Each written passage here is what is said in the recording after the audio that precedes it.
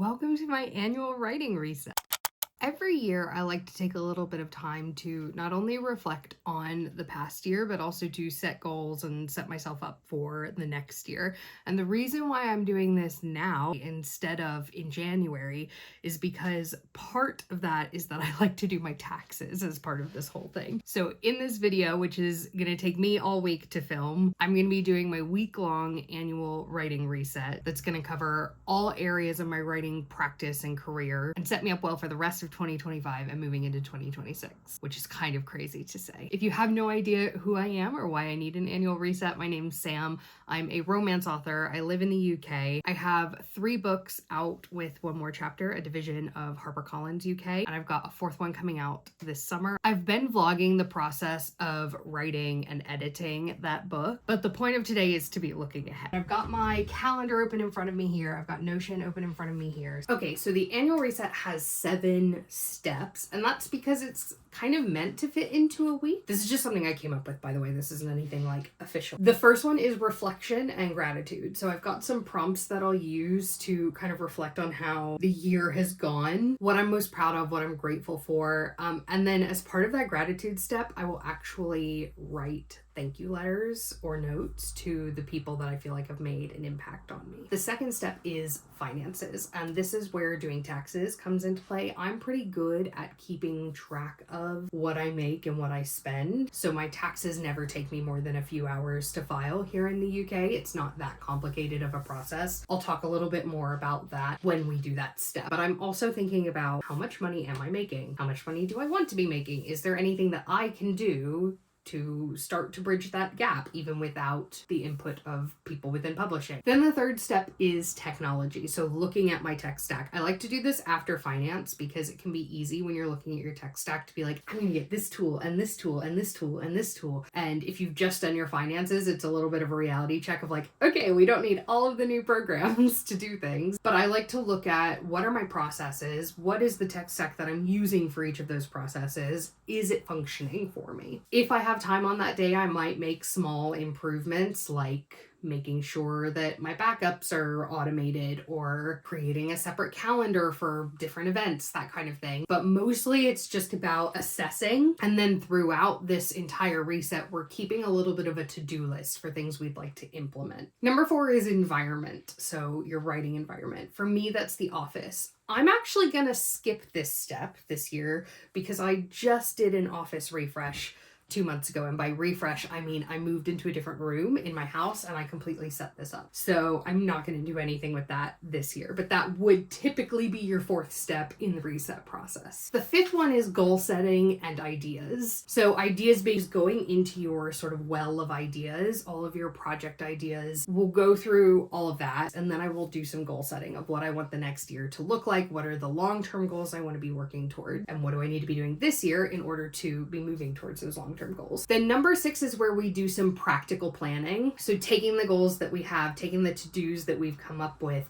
and putting them into a calendar, kind of practically applying everything. That tends to be a fairly quick step, but it's an important one. And then the last step, which is very intentionally after practical planning, is marketing. Looking at that last because it's helpful to look at that, one, in the context of if there are any events that you're going to that you want to make sure that you've got stuff for and that your marketing presence, like your website, is supporting your long-term goals, but also because when we're looking at things like social media strategy, you don't want to commit to too much based on the schedule that you have. So those are the 7 steps, and that's it.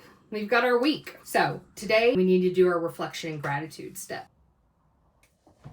So I want to reflect on this together. The first question is, what were my goals for last year? Okay, so I don't know what my last year's goals were, so we're going to actually skip that and we're just going to go straight into achievements from last year. So the entire first half of last year was focused on editing You've Got Chainmail. The second half of the year was supposed to be focused on writing what will be my next book. Had some illness and some death in the family. It was very full on. I am proud of myself that I stuck with it because even when things were really, really hard, I didn't go really long periods without working on my writing.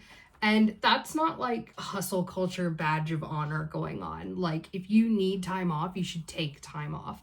But I think for myself and knowing myself, in the past, it's been really easy for me to say, oh, this tiny little thing is going on. I'm going to take some time off writing. And then that turns into a month, which turns into 3 months, which turns into 6 months. And I don't like that, because then it's really hard for me to get back into it. And I am my best self when I am writing. So I'm really proud of myself that despite everything that was going on, whilst I did give myself time and energy to process it, I also stayed in the habit. And so I'm proud of that. So I'm going to put that as one of my accomplishments. I'm obviously immensely proud of You've Got Chainmail.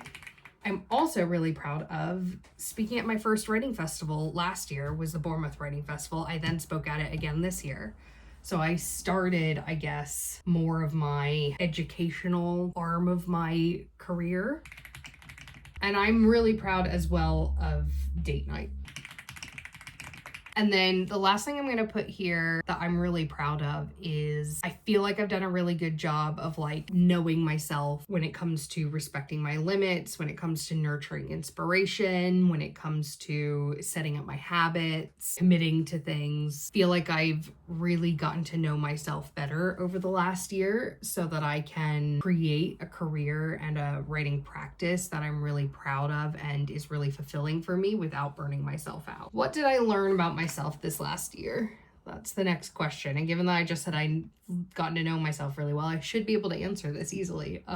Easier said than done. I learned once and for all that I do better when I have structure imposed. I used to consider myself a bit of a pantser at heart, but I was plotting just for the sake of things. And I still think that's true. I think that if I were an immortal being with endless time and never had deadlines and stuff like that, I might want to just kind of start writing and see what happened. But I find that I am more gratified and I am more, I guess, regulated when I do have some structure, when I'm outlining, when I'm setting myself up for success, when I'm starting a story. I think this is the year where, because my friends have always been like, I'm gonna get a little bit vulnerable and honest here for a second. In the past, I have had close friendships, people that I have been best friends with who have not acted like what I do is impressive. And that's not to say that I like need people feeding my ego. Those friends were minimizing the work that I put into things and minimizing my accomplishments. I am now surrounded by people that are impressed by what I do. And I'm not saying that again as like an ego fluff or that's like a requirement for my friendships. But I think that I really do thrive when the people around me are showing enthusiasm for what I'm doing. Writing can be very isolating, and the people in my writing group are wonderful, but we're like in the trenches together. And I've discovered about myself that I really benefit from having people in my life that are not in those trenches with me, but are enthusiastic about the output. Does that make sense? I hope that you have people in your life like that. And I'm so grateful that I finally have people in my life like that. I'm not gonna cry right now. I'm absolutely not gonna do that. Who made a positive impact on your writing life and in what way? My writing group, for sure. My best friends, Kate, Steph, Jim, my partner, Alex. I've just, over the weekend, wrote the acknowledgements for my next book. So this is very top of mind for me. But just like my friend group as a whole, I think. My book launch last year was standing room only in the bookshop. My friends packed into that place. It was the most supported I've ever felt in my life. And I am going to get emotional if I keep talking about this, so I'm going to move on. But my non-writer friends have been hugely impactful on me. What moments from last year stick out in your mind? Definitely my book launch. I think as well the fact that I signed the contract for my next 2 books before You've Got Chainmail came out. And then I've got one other thing I can't tell you about yet, but hopefully we'll have news on soon. But it's like just happened. How did you grow as a writer this past year? That's a good question. I think that structure that I was talking about, I've really solidified that for myself and I've been able to pass that on to other people. What is my intention going into next year? I think my primary intention, and we'll get to specific goals in, you know, a later stage of this. But I think my specific intention is going to be to just spread my wings a little bit more, to kind of widen the scope of what I'm doing, maybe work on more projects than I'm contracted for, pick up the pace a bit. I think I've been, over the last year almost of being self-employed full-time, I've been kind of getting my feet under me. I've not wanted to like overcommit myself because I didn't want to burn out and then be like, oh well, that was a failure, I have to go, you know, back into the corporate world, whatever. And I haven't done that. I haven't burnt out. In fact, I'm to the point where I'm like,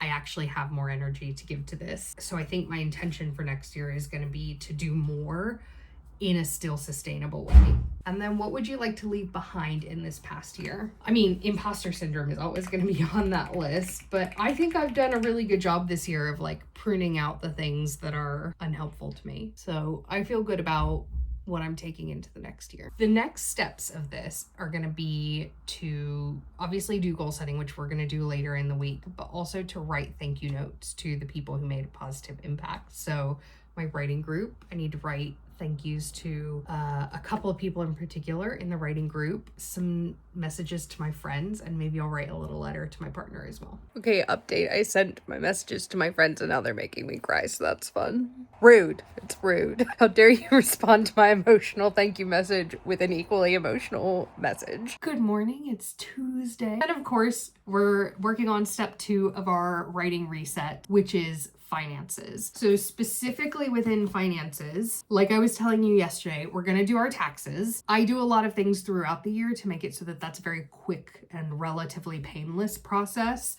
but I'll explain that to you when we get to that.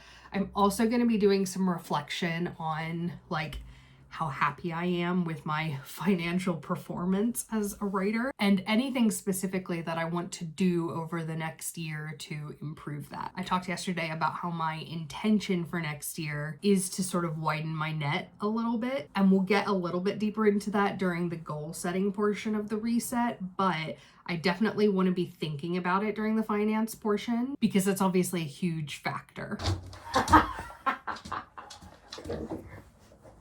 So we're going to start with taxes, and the reason why I want to do that is because in order to do taxes, we need to be going through all of what we've made, all of what we've spent, and it just gives you a better big picture as well as all the details for then doing the reflection side of it. So I live in the UK. I'm originally from the US. The way that taxes work in the US, very different. But for the purpose of this, we are doing our UK taxes. As a US citizen, I am obliged to file US taxes as well. We're not doing that today. That's a different beast and is not part of this reset process. So, disclaimer that none of this is financial advice. I'm not qualified to give you that. I'm just going to be talking about my experience with it. I personally have done a much better job this year than I have in the past of keeping up with sort of my income and expenses on a regular basis. And so I don't actually have to do any of that prep work now. I have it ready to go. I have all of my expenses in a table. I have all of my income in a table. My income consists of my royalties and my freelance writing. I have my pay slips from my full-time job that I finished about a year ago. So there will be 2 months of payment in this tax year that I'm working on right now. And then I have all of my expenses for that time as well. It's all like filming equipment and book-related travel, like going up to London to meet with my publishers, subscriptions for like my writing and marketing software, my editing software. When I got like book swag printed, postage for sending out things to give away winners. I don't claim all books. I had someone tell me one time that I should claim all books as expenses because it's all research when you're an author. And I admire the hustle. I only include craft books, so books about writing, like how to write. That is obviously a work expense, but I think that like romance books that then sit on my shelf, like yes, while they inform who I am as an author, it's a little bit of a stretch to me. So I don't do that. Notion, my website, tickets to sessions at the Bournemouth Writing Festival. Excellent. Okay, so I've got that done. I've logged into the HMRC self-assessment situation. So we're gonna start and we're gonna see how long this takes us. I genuinely think I can get this done in an hour because I have all of that prepared. If you didn't have all of that prepared, that is the laborious part of it. Just genuinely, it is so much easier if you have it all prepared. And if you're already like budgeting, like going through your transactions on a regular basis, it's not that hard to just be like, oh, that was a business expense. Let me quickly do it over here. Or even just color coordinate it differently so that you can go back and filter for that later. I don't want to give off like it's not that hard energy, but like it's not as hard as you think it's going to be. So if you are self-employed, if you are an author, make sure that you start doing that on a regular basis, because then you can file your taxes in an hour, which I say I haven't actually done yet, but that's based on past experience. So let's see if that big talk is for nothing or if I can put my money where my mouth is, literally.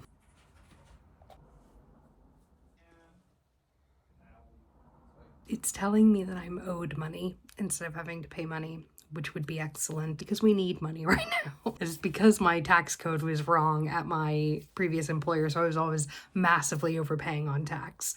I just need to figure out the answer to one question to figure out if I'm owed a little bit of money or a medium-sized amount of money. So I've messaged my friend that's a tax accountant. But in the meantime, we're gonna start on the reflection portion because I'm not expecting him to message me back right away. It'll probably be, oh my God, he just messaged me back. Okay, I heard back from my friend and it is just the small amount of money I'm due back.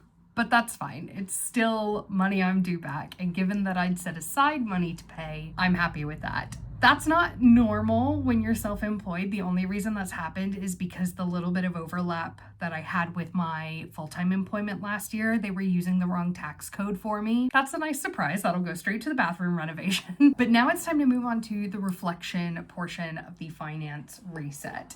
And having just gone through my taxes, I'm very familiar with how much money I'm making, how much money I'm spending, and the one question really that we need to answer is, am I happy with the financial side of my career as a writer? And the answer is no. I am not making as much money as I would like to be making. And I think that there's things that I have control over as a writer and there's things that I don't. Certainly I have more control in my freelance career than I do in my writing career, in the sense that my books sell what they sell. And yes, there's things that I can do to help move the needle, but realistically, the marketing that an author does, unless they go viral, is unlikely to move the needle on sales. That's not why I do social media, anything like that. So unless I were to just be putting out more books, maybe 2 books a year eventually. And I think that, like I was saying, I have really taken my time in my first year of self-employment, not overcommitting myself, and I'm finding myself with that energy to give. So I think that one thing that I'm going to be focusing on over the next year is working ahead so that I can be, over the next couple of years, starting to publish multiple books a year. The most common way that an author has one of their backlist titles found is because of people reading one of their titles. So a reader will find one title that they'll read and enjoy, and then they'll go read the rest of the backlist. That's much easier to do than like acquiring the audience all over again from book to book. So the more books you publish, the more books you'll sell. So that's part of the plan. The other part of the plan is to do with my freelance career. And I have a few things that I am going to do over the next couple of months to try to help boost that a little bit. I've been really happy with the work that I've been doing, but I think I do need to slightly ramp up what I'm doing. I'm kind of charging as much as I think I can charge for the work that I'm doing, at least at this stage. And so I think that just focusing on having maybe a few more projects on the go at once will be important. It'll be interesting to see how that plays with trying to increase my writing load, but it's kind of the game you've got to play. So what does that mean for our reset? For our practical planning that we're going to do later in the week, it means that I'm going to be looking at the rest of the coming year, and I'm going to be planning for when I'm going to be drafting and when I'm going to be editing different projects, as if I'm starting on that increased cadence. And I'm also going to be planning sometime over the next couple of months, probably a week, to dedicate to getting my freelance website launched, because I don't actually have a website. I've just been working over email through word of mouth, maybe doing some cold outreach on LinkedIn, working on some templates to try to make some of the admin a little bit faster, that kind of thing. Also, on the spectrum between my freelance writing, which is very like businessy, and my writing, which is obviously the ultimate creative exercise, there's also something in the middle that I'm really excited about. So we'll cover all of of that in the practical planning side of things. There are some considerations on the marketing side, but no more than just like, what more can I be doing to sell books with my marketing? It's not going to be a whole lot. And realistically, if I'm going to spend my time increasing my marketing or writing more books, I'm going to spend my time writing more books. But it's worth thinking about when we get to that stage on Saturday. The last thing that I want to do as part of this finance reset is I just want to make sure that all my royalty statements for the last year are downloaded from my email and filed appropriately. I'll then back those files up onto my hard drive. I think that my monthly kind of budgeting system is working in terms of how I'm flagging business expenses and bringing them into Notion in order to be ready to file my taxes so quickly, which, by the way, it took me 25 minutes and then I waited another 15 minutes to actually submit because I was waiting on that answer from my friend. Very straightforward if you have your ducks in a row. So I'm happy with my tech setup to get my ducks in a row, but I will just have a look at that during the tech stack review that we will do tomorrow. So I think that's it on our finance reset. It's not a challenge, that one. I used to really dread that and I would procrastinate it and then it would be a big to-do. And now that I do keep my ducks in a row, it's much, much easier. Okay, we're gonna start on the technology portion of the reset. And this is actually only the second year that I'm including technology in the reset, and the way I did it last year I don't think was particularly useful. So I'd like to do something a little bit more meaningful this year. I'm going to take an inventory of every single piece of software and piece of hardware that I use as part of my process. This is going to include for writing, it's going to include for marketing, it's going to include for my freelance work. So this will take a little bit of time. I need to look back through my bank statements to see what I'm getting charged for. I'm gonna look in my password manager to see what I've got passwords for, just so I don't forget anything. So let's go through together and take inventory of all of the tech that I'm using. Okay, so I have finished my inventory and I'm gonna share my tech stack with you. And we're gonna kind of try to break it down into categories. So let's start with software, and specifically let's start with marketing. So for social media, the platforms I use are TikTok, Instagram, YouTube, and then I do have Threads and X, though I don't use them at all. For editing, for all of those things, I either use the native functionality or I use Filmora for YouTube. I have Epidemic Sound that I pay for music, and I use Canva. Also, as part of marketing for my website, I use Squarespace and I have a domain hosted through GoDaddy. For my writing tools, I then have Scrivener, and that's the only thing that I have that's strictly a writing tool. And then I also have, for kind of productivity and other, I have Google Drive, which I also use for writing. I have Notion, which I use for basically everything. I have Gmail, Google Chrome. I use DocHub for signing contracts for freelance stuff, but I just use the free version. And then I use Zoom for my writing sprints with my writing group. I'm also going to put Google Calendar on here. There's a functionality that I use for freelance where you can set up sort of a meeting calendar so that people can book directly into your calendar based on your availability. So that's great. And then we go into hardware, and I have my laptop, I have my phone, which I use for filming. I have external hard drives, multiple ones. I have my noise canceling headphones. I have my lav mic. I have a ring light. I have my keyboard, my mouse, and my monitor. The next step in this inventory is to label each one with three things. First of all, is it free or paid? If it's paid, is it a one-off cost that I've already paid, or is it a recurring cost? And regardless of which of those it is, how much did it cost? If it's a one-off cost, I will also put when I made that purchase. A lot of this is free.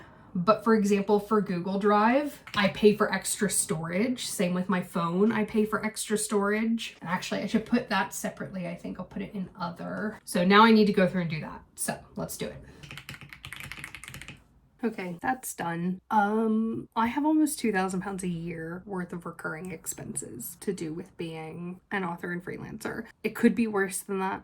Like, that's not that bad, I guess, in a grand scheme of things, but it's not great either. And then when you put in all of the one-off costs, it does add up. But we're not in the finance portion, we're in the technology portion. The reason why it's important to assign those figures during the tech inventory is because now what I'm going to do is I'm going to go through the tech inventory and I'm going to look at how much something is costing me. If it's a one-off cost, fine, we're done with that. But for all of the recurring costs, I need to look at that and say, okay, I'm paying £80 a year for 2 terabytes of Google Drive storage. I'm using less than half of that, and most of that is just old stuff that I don't want to get rid of. Is there stuff that I can get rid of or offload onto a hard drive and then get rid of that expense? So the tech and finance stuff do go hand in hand because we're talking about saving money, but we're also talking about doing things more efficiently. So I'm also going to be looking at each individual thing and thinking, is that efficient? But we're going to come to the process efficiency in a minute. First, I need to go through and I need to identify any areas where I can trim some fat and potentially earn some money back, or I guess just stop throwing money away.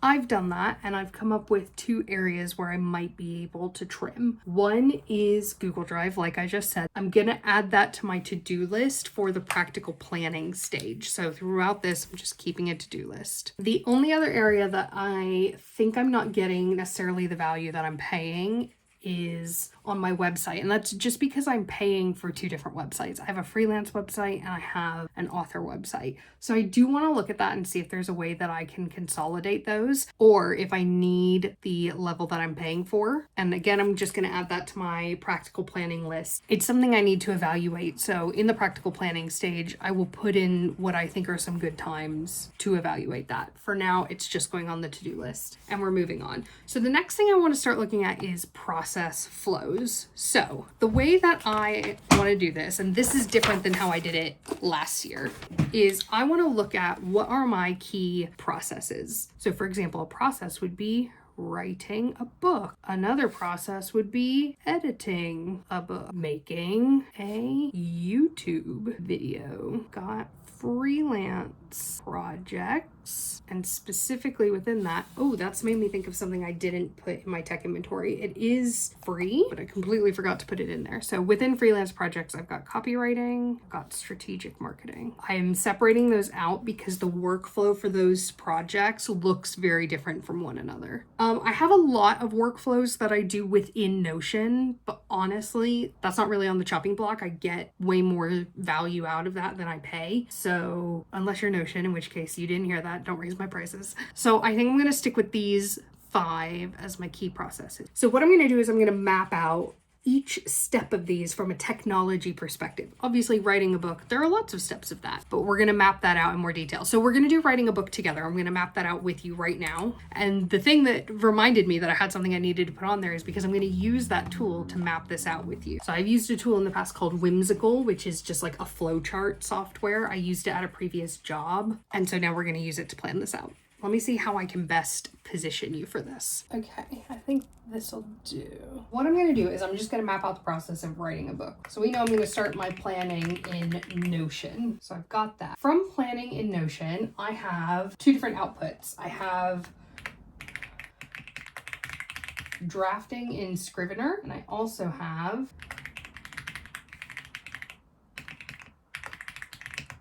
my synopsis and outline in Google Docs, because that's then how I download it into Word to share with my editor. Okay, so the next thing I do from there is I export to Word doc from Scrivener. Anything that I make in Google Docs then just stays in Google Doc. I'm actually gonna move that over because yes, I export that to the Word doc and then I get back my edits. So I get my edits back in Word, which I convert to a Google Doc. Also with my Scrivener draft, I will then edit in Scrivener. From there, I'm going to export to a Word doc again. And then again, I'm going to get my edits in Word, which I'll convert into a Google Doc. From there, I'm actually going to edit in Google Docs. And the reason for this is because we're going to do structural edit in Scrivener, and then we do line edit in Google Doc, and we're gonna copy all of these. Then we do our copy edit in Google Docs, and then we're gonna do that again because we're gonna do our proofread.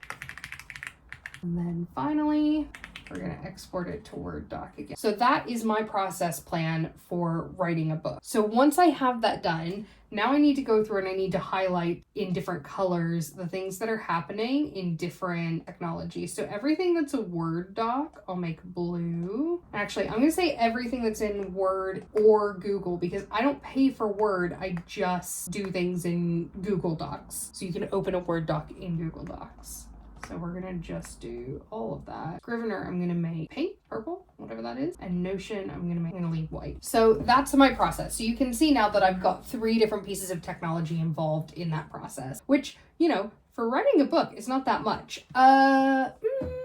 Do you want to put anything else? No, that's my writing a book. I'm just gonna label this writing a book, okay? So we can zoom out and we can see that whole process. This is a pretty simple one, and I wanted to just make it really easy for this example. There's not a lot of room for efficiency here because I'm doing almost everything in 3 pieces of technology. There's not a ton of room for efficiency. If we were to drill down on this, so for example, within Plan in Notion, I've got different templates that I use.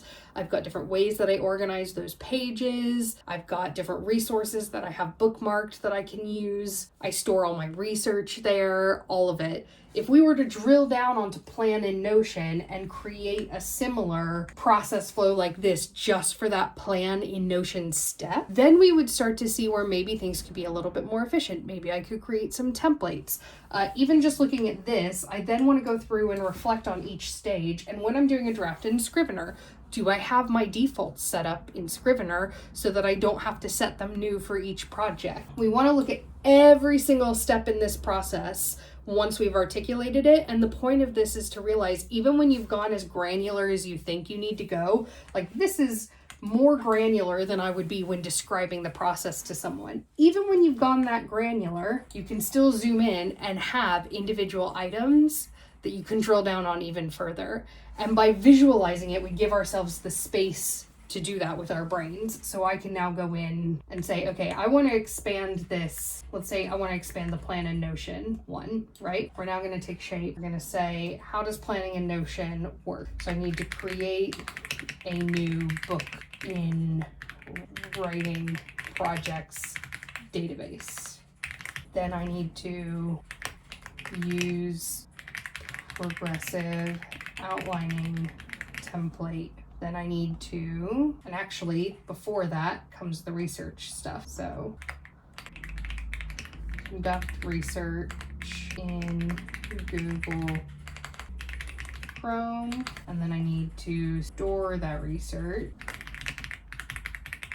in the book page. Progressive outlining template, create Franken outline. This is all in reference to my progressive outlining process, which is a whole process. I've got an hour-long explainer video. I'll link it in the description. Create the Franken outline. Then I need to create character pages. And actually, that comes before outlining. And see what I mean? This is causing me to think really carefully about where everything is going in the process and articulate it really clearly. So I'm doing my research. I'm creating my character pages. I'm using the progressive outlining template, creating the Franken outline. Only then, once I've got my Franken outline, can I start to put that into Scrivener, put it into a synopsis in Google Docs. So we can see then how this is going to play out. So planning in Notion is all of these individual spaces. And so now I can see, okay, create a new book in writing projects database. I know normally that if I go into my writing database and I want to create a new project, I've already got a template set up that's going to populate that with characters,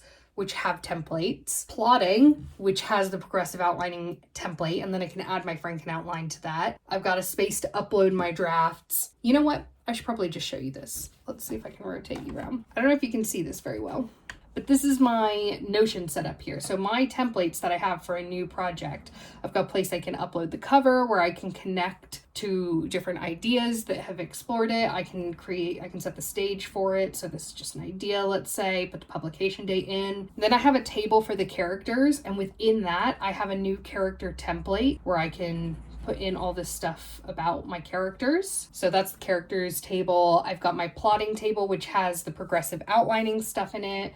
I've got a place where I can upload my draft files as a backup. I've got a place where I can record the edits I need to be making. I've got an edit plan template. So I've kind of optimized my Notion writing database over the last year. I'm really happy with this. And the point of doing all of this over here is to try to come up with the improvements that I'm showing you here. This comes from this kind of thinking. In fact, I have a version of this that I did just for Notion. I was just mapping out my Notion setup and deciding what Notion improvements I needed to make a few months ago. And that's how I came up with all of this that I've just shown you. So I hope that makes it clear what we're doing with those 5 key processes. So I've just done writing a book. I'm now going to do editing a book, making a YouTube video, copywriting freelance project, and strategic marketing freelance project. And then I'll check back in with you. Okay, it's been a little while. I have done these 5 processes. And honestly, I don't think there's a ton of room for optimization within my processes, with the exception maybe of my YouTube video process. There's a couple things that I need to look into. I need to look into if there's an easier way to get footage from my phone onto my computer. I need to look at if the software that I use allows for more templating. Everything else is pretty streamlined. So I'm just going to add those 2 items to my practical planning to-do list so that I can schedule in that investigation. And what I'll probably do is I'll have a week, some point in the year, where I focus on trying to improve that process. Okay, so we've taken inventory of all the tech that we have, and we've mapped out our key processes, and we've identified areas for improvement. Now, as the last part of our technology review, I want to go back to that inventory and I want to take a look at the one-off cost items. So that's software and hardware.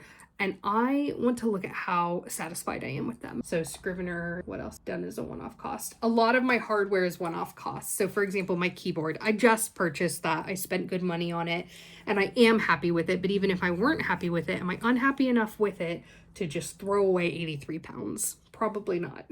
My mouse, on the other hand, is a relatively recent purchase. I bought it last year. It was 8 pounds. I'm not super happy with my mouse, so I might actually replace my mouse. But as you can see in this consideration, we're actually branching from technology into environment, and that is intentional. I told you that environment was going to be really quick because we did all this environment stuff in the office refresh, which I will leave a link to that in the description. So I'm not going to go super deep into that. However, I want to tell you what you should do when you are thinking about your environment. First of all, I want you to look at your hardware that you've listed and say, of the things that I could stomach spending money on right now, is there anything I want to upgrade? And what is the value I will get from that? For example, a mouse, low value item, both in terms of cost and in terms of impact. Is it going to make that big of a difference? As long as you have a mouse that functions, it's not that big of a deal, unless you have wrist pain, in which case it can make a really big deal. I want you to think about ergonomics. I want you to think about sedentary versus active abilities. So I've got this standing desk that I purchased a couple of years ago. I want you to think about ambiance, because if you're going to be in your space, and especially if you're trying to cultivate a writing habit, having a space that you're excited to be in can make a really big difference. So are there little ways or big ways, depending on your budget, that you can spruce up your space to make it more enjoyable to be in? And think about what's really going to make an impact for you. For example, when it's late at night or it's the middle of the winter and so it's the afternoon but it's dark already, it makes a really big difference to my morale to have my fairy lights that I turn on in the back here on my bookshelves. Is there a quote that you love that you can frame and put in front of you? I've got a picture of my lovely partner in front of me. Can you paint the room that you're in? Anything like that that's just going to make it a little bit more enjoyable for you to be in. Obviously, think about health and safety. If you are, using a bunch of books as a monitor stand or propping your entire desk up with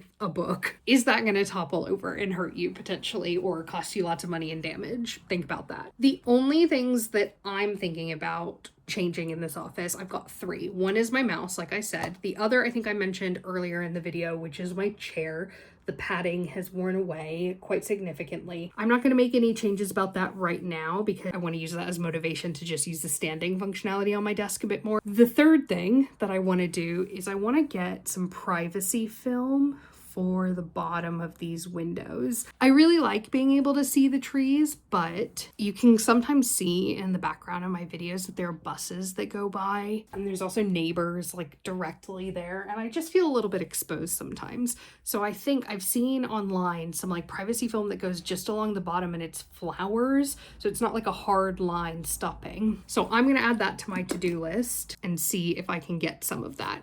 Those are the only 3 environment things that I'm really thinking about right now. Everything else is so new that I think I can hold off until next year's reset to make any major changes. And my chair, we're just gonna play it by ear. My mouse, I think I'm just gonna suck it up. I'm gonna leave you here and I will see you tomorrow for the goal setting portion, which I think will be really fun. So I will see you then. Okay, so full disclosure, it's been a few days since last we spoke, but I am back to reset mode, which is good because today we're going to look at the goal setting. And again, the reason why we do this goal setting at this stage is because we've already reflected on the previous year. We've gone through our finances, we've gone through the tech we're using, we've gone through the environment we're writing in. So now we're in a good position to set goals based on the context of our current situation and the previous year. So that's what I'm going to do today. And by do that, I actually have just spent the last sort of hour or so thinking about this. I could have done this faster. My goals that I wrote down at the beginning of the hour didn't really change during the hour, but the purpose of it was to actually properly think about it. And the way that I did this was I put on some like ambiance on YouTube. I can put on the screen here exactly what I was using, but something that's gonna not be like too distracting, not gonna give my brain something to actually focus on. And I forced myself to just listen to that and just closed my eyes or looked at what I was typing, looked through my reflections, all of that for a full hour. And it probably took me, so I did a lot of like writing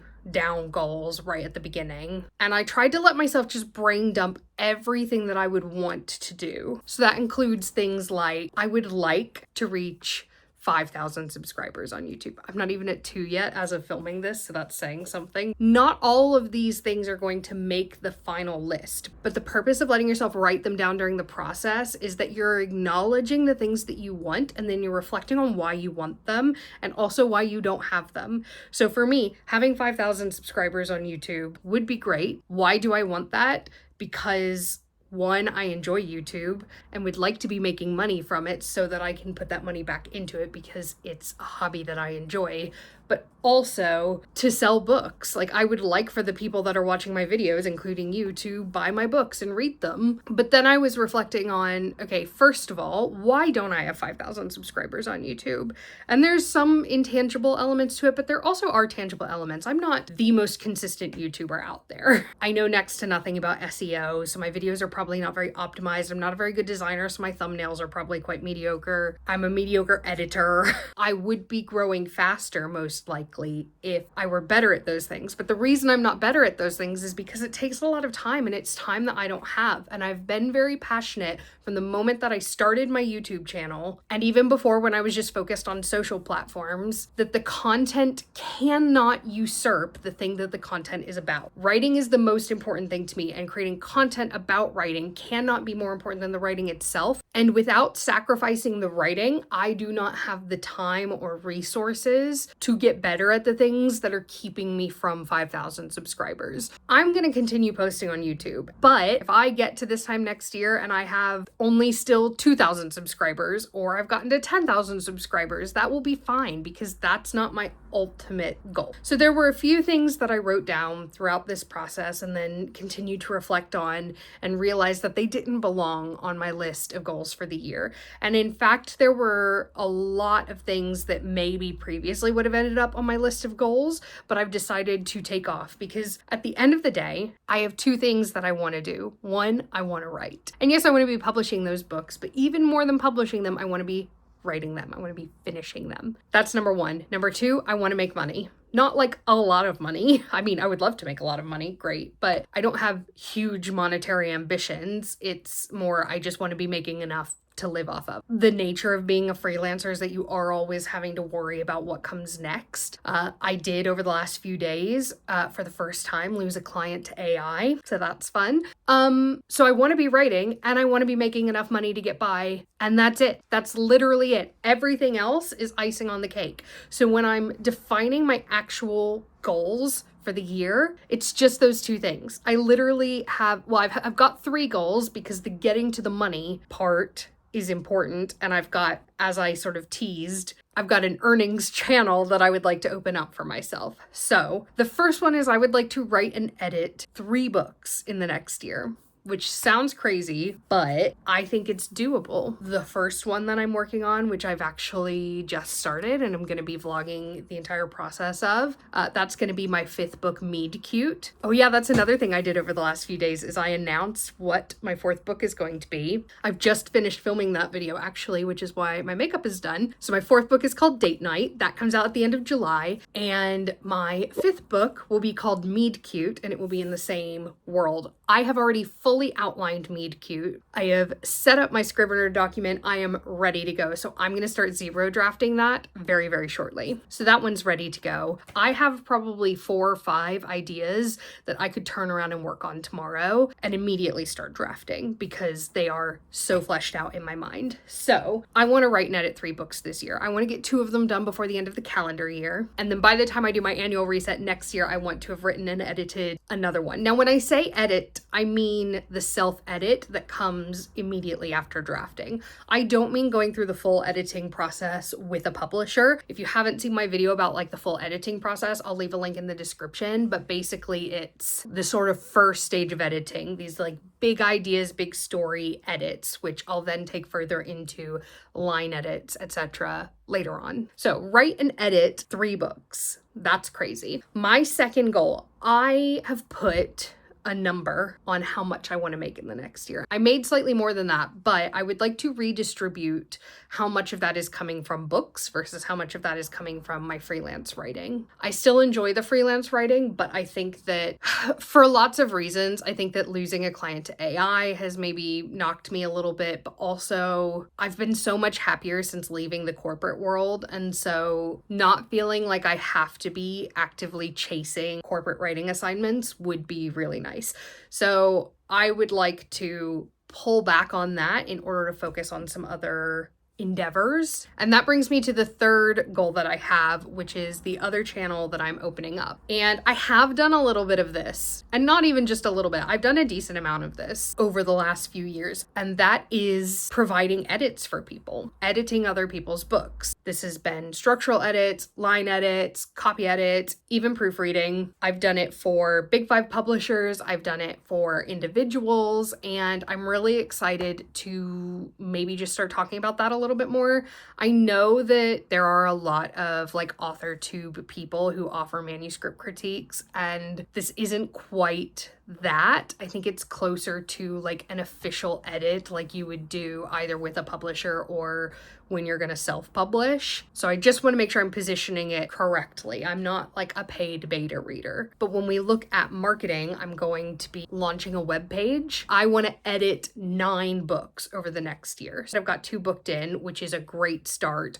But I basically want to be doing 2 books every 3 months. 2 books every 3 months? No, 3 books every 4 months? I've decided not to specify what kind of edit that is because the edits that I get from publishers, I don't have a ton of control over. Like they just give me what they have available at the time. So I think anything counts within that. So those are the goals that I have. The next step in this goal setting part of the reset is to look at ideas, because remember, this isn't just a life reset, it's a writing reset. And so we're looking at probably specifically in this step, the writing and editing 3 books. We're going to be looking at the ideas that I have and how well organized they are, and starting to pull in some of my ideas that I've had randomly into some of these larger ideas. So let's move you over here so I can be looking at my computer while we talk about this next part.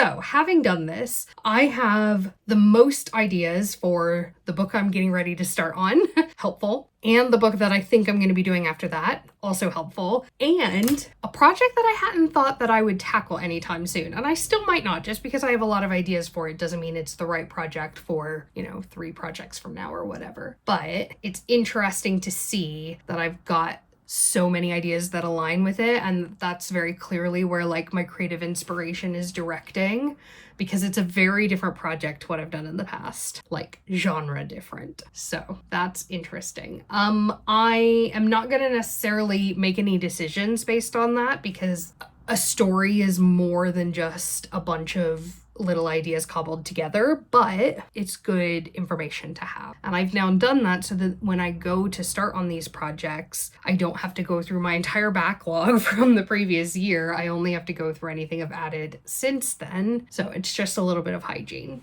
So we've done our goal setting, we've connected our ideas. The next things on our list are practical planning and marketing. Practical planning is next. I'm going to do that tomorrow. We're going to do that together tomorrow. And for now, I'm going to go take my dog out because he is staring at me from the hallway.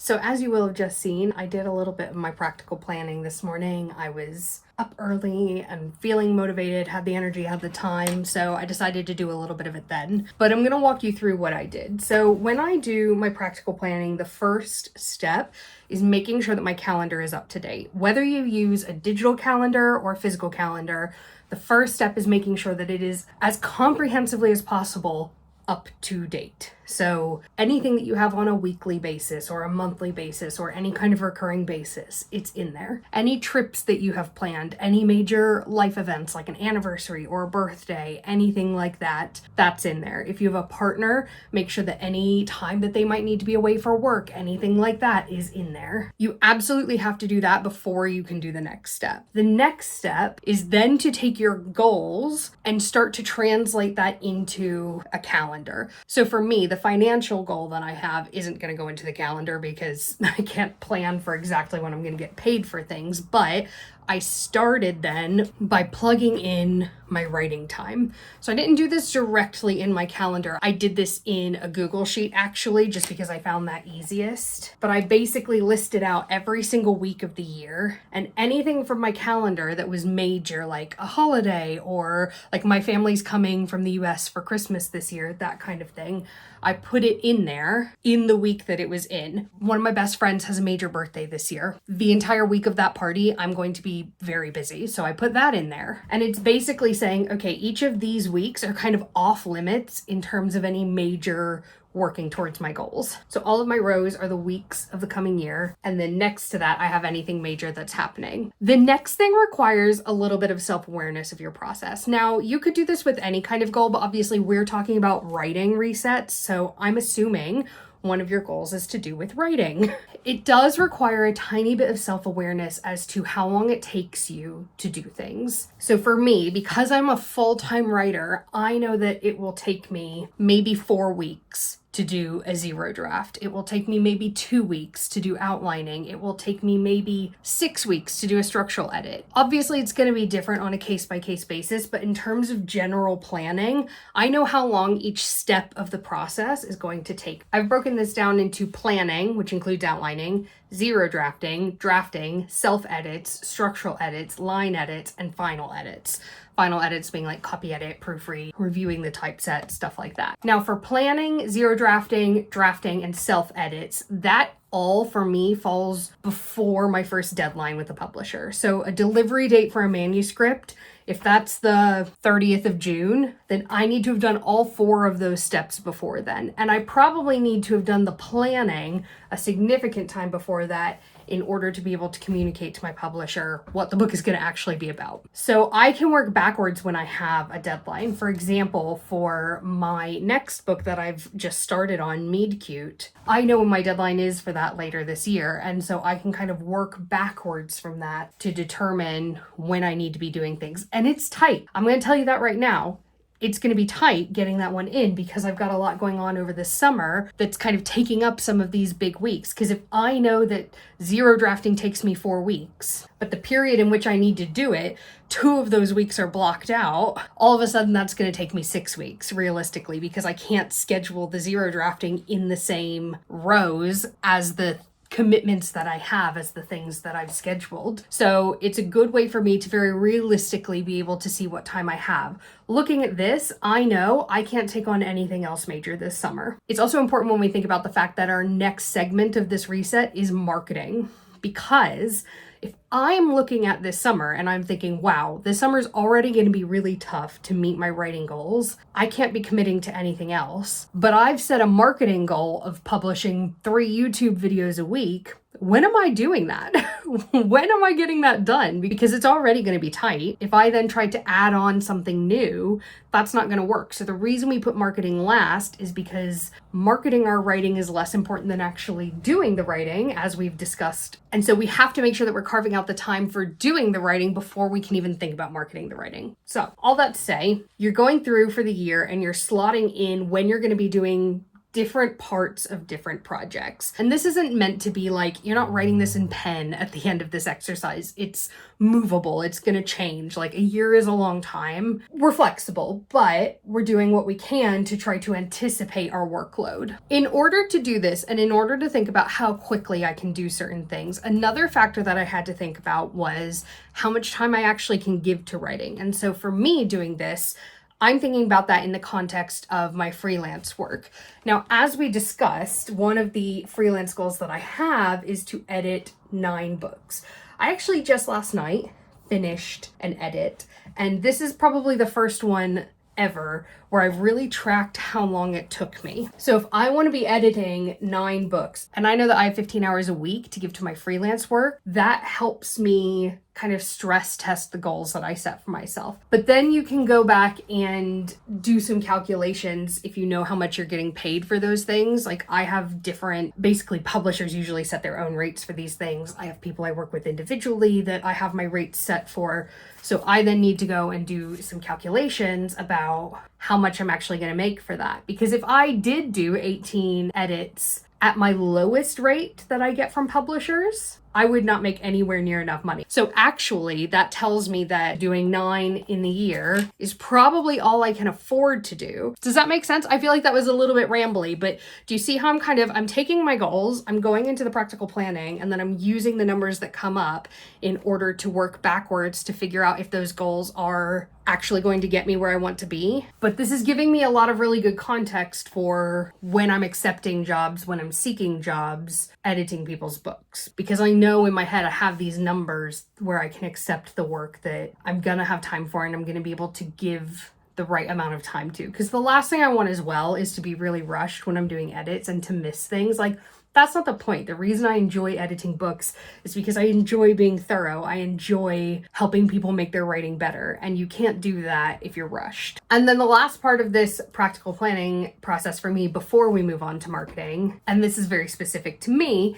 is to start slotting in what other freelance jobs I need to take and what I will have time for. So I've got a couple major freelance clients where I've got some predictable jobs throughout the year, some big reports that I know they're going to do every year that I write, that kind of thing. So I can start to slot those things in and I know roughly how much I'll be charging for those things. Again, in order to be able to tell, do I have enough work coming in already? Do I have as much work as I can take on? When you're a full-time writer, there's always this like push and pull of how much time you're spending writing versus doing other things, because for most people, royalties will never be big enough to be a full-time income. Having this practical planning done is really important so that if I need to make compromises, I'm doing them in an informed way rather than in a reactive way. And that can create less resentment, I think. So for example, if we had something made, like if my car got totaled or something and I needed to buy a new car, if I needed to very suddenly make space to make more money, I can then take a look at this and really clearly say, okay, if I spend this amount of time focusing 20% of my time on writing and 80% of my time on freelance, or even take a break from writing altogether and spend 100% of my time on freelance, and I go after these specific kinds of projects that I know make me this amount of money, then I'm also able to put like an end date on that, if that makes sense. I can say, okay, that's fine. I can dedicate 80% of my time to this for 3 months and then have what I need, or for 6 months and then have what I need. And I can still have that end date of this is when I can get back to what I want to be doing, which is giving more of my time to writing than to other things. And I think that just like decreases the anxiety that comes up when those unexpected things happen. It's like, that's fine. I'm informed about what I need to be doing and not doing in order to make more money. I can kind of pull that slider up and down. Obviously, it's not as easy as that. I still then have to like find the freelance jobs and stuff. But even if I had to like go get a job in a restaurant or a cafe or a supermarket or something, again, I still have the information there in front of me to know what the impact of that is going to be on both my writing and my freelance. It's very empowering to have that, because I think so much of freelancing and being a creative is uncertainty, not knowing where your money is going to come from, not knowing what the sort of feast and famine fluctuations are going to look like and when they're going to hit. And doing this practical planning can really help resolve some of that and makes it less anxious and makes it less fraught. So I really appreciate that. And then of course, we're going to take that into the marketing stage of the reset, which we're going to do later today. It's just before lunchtime right now, so I'm just going to I actually need to do a little bit of freelance work, and then I'll have some lunch, and then later this afternoon, we'll go through the marketing step together. Okay, so it's later the same day. It's gotten very gloomy outside, so I'm in a jumper, which is my favorite Lupine Honey jumper. I love this one. I need to get the other seasons as well. It's time to talk about marketing, and I've got 7 tips because it's our 7th step, and some of them are like questions to ask yourself. I'll tell you my answers to them. Some of them are just tips.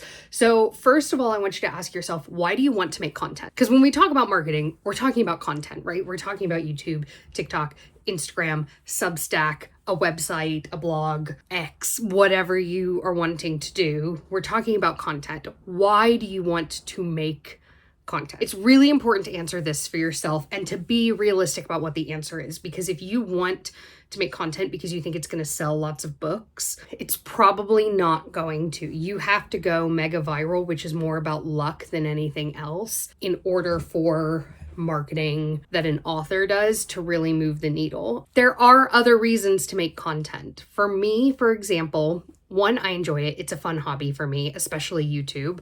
2, I find the community element to be really great. And 3, there is an element of like platform building and networking that I use it for. So I meet a lot of really interesting mutuals, and through social media and YouTube and stuff, I have been invited to do things that I might otherwise not have.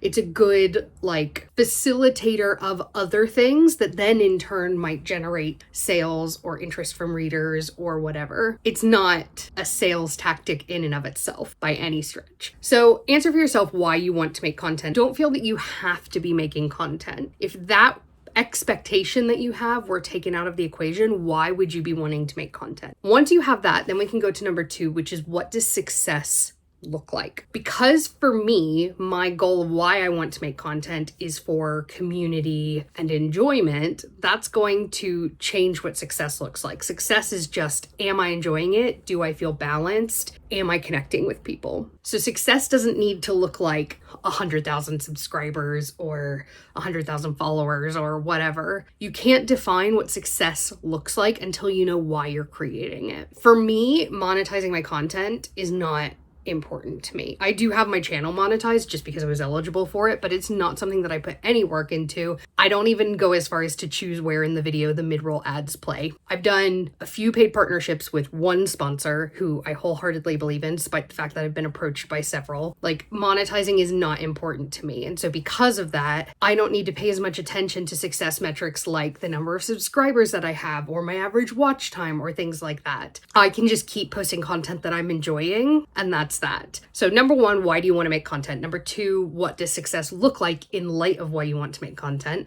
Number three, pick your platforms carefully based on those goals and based on what you enjoy. So I, for one, don't really enjoy like Threads, X, that kind of like text-based scrolling. I never really have. I've been on and off those platforms over the years, but even as a consumer, I don't really enjoy it. Instagram, I will scroll as a consumer. I don't enjoy creating on Instagram. TikTok, I like a little bit more because I do enjoy spontaneity and I feel like I can be more spontaneous with TikTok. I feel like the expectation for production quality is lower, and so I can just quickly film something on TikTok. And then YouTube, I love because I like long form content. So number one being YouTube and number two being TikTok are my focus platforms. I cross-post a lot of stuff from TikTok over onto Instagram, though not everything. And I do post on Instagram stories because I feel like I get a lot of sort of connection with people that way. If I tried to incorporate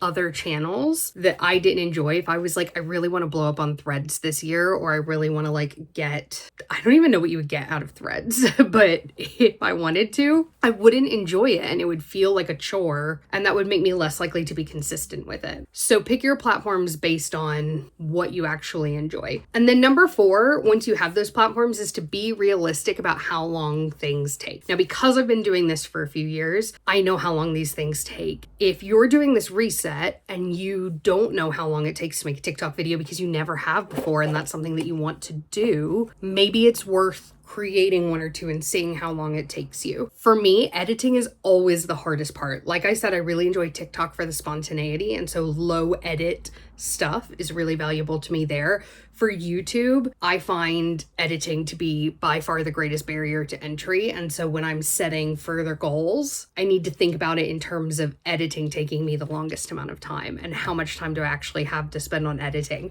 which goes back to what we were talking about with the practical planning of how many hours a week I'm spending on different things in order to achieve the financial goals I have. Because if my content's not being monetized to the point of being much of an income stream for me, I need to moderate how much time I'm spending on it so that it doesn't start to eclipse things that are actually getting me closer to those goals. Tip number 5 is to ignore expert advice if it does not serve you. And I'm going to give you a really concrete example here. I make these YouTube videos. Vlogs, this is less applicable to, but it still is to a certain extent. Certainly for like the sit down and talk videos like this, or like, for example, my editing process video that I put out last month or whenever. One of the most common pieces of advice that I would get would be to take a video like that and break it down into smaller videos to post on TikTok. I don't do that. And I don't do that because it doesn't serve me. One, because editing is the biggest barrier. And 2, because it takes the spontaneity element out of TikTok. I have done that in the past, but I didn't enjoy it and it didn't resonate with me. So I just don't do it. Ignore the expert advice if it doesn't align with helping you achieve the goals that you've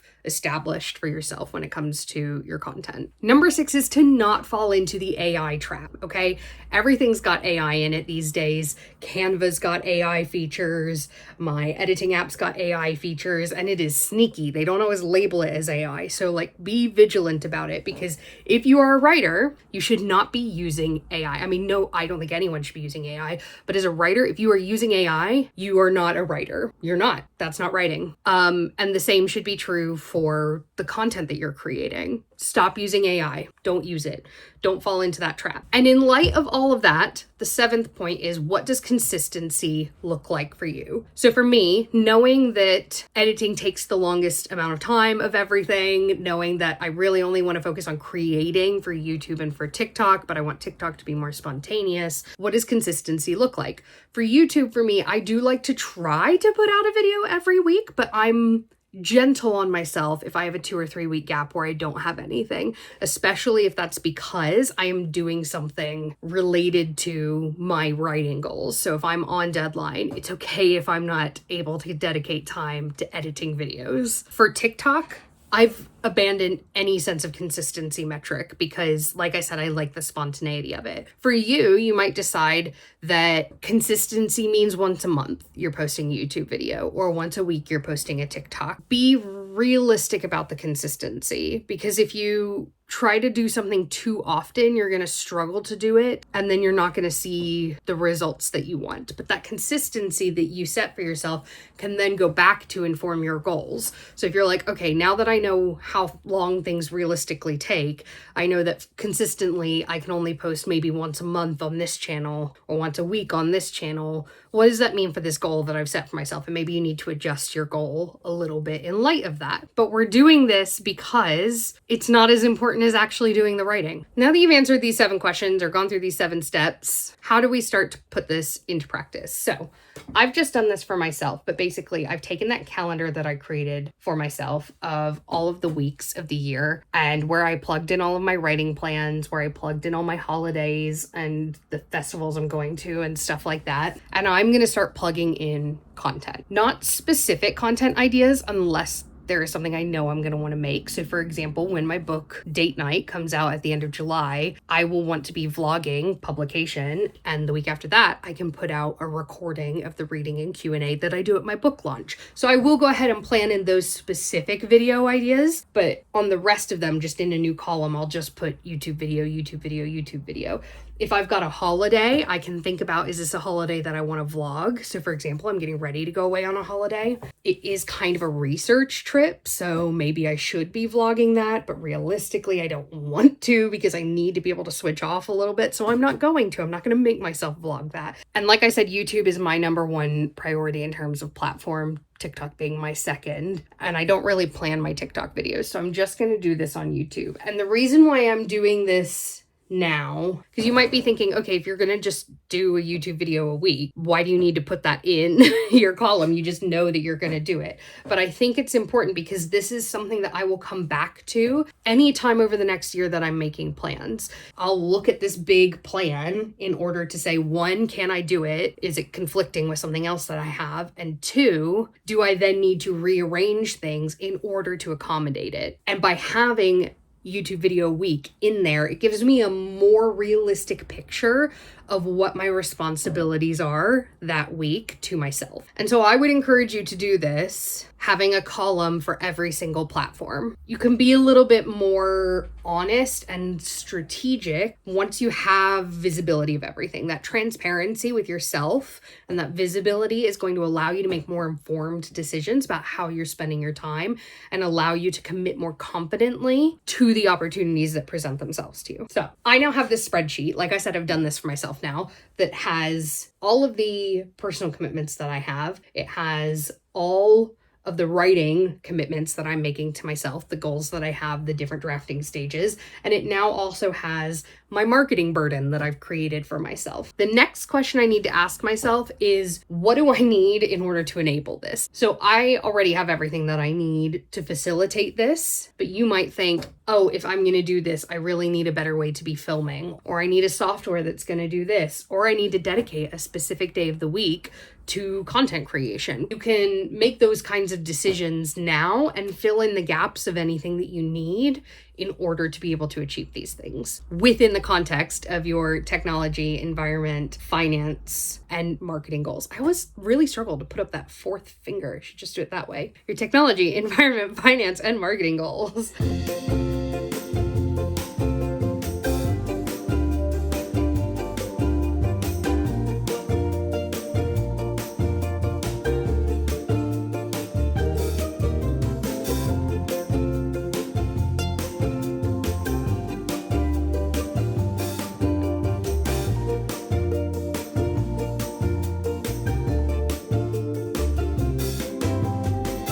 And then the last thing in marketing that I want to bring up is the idea of a website.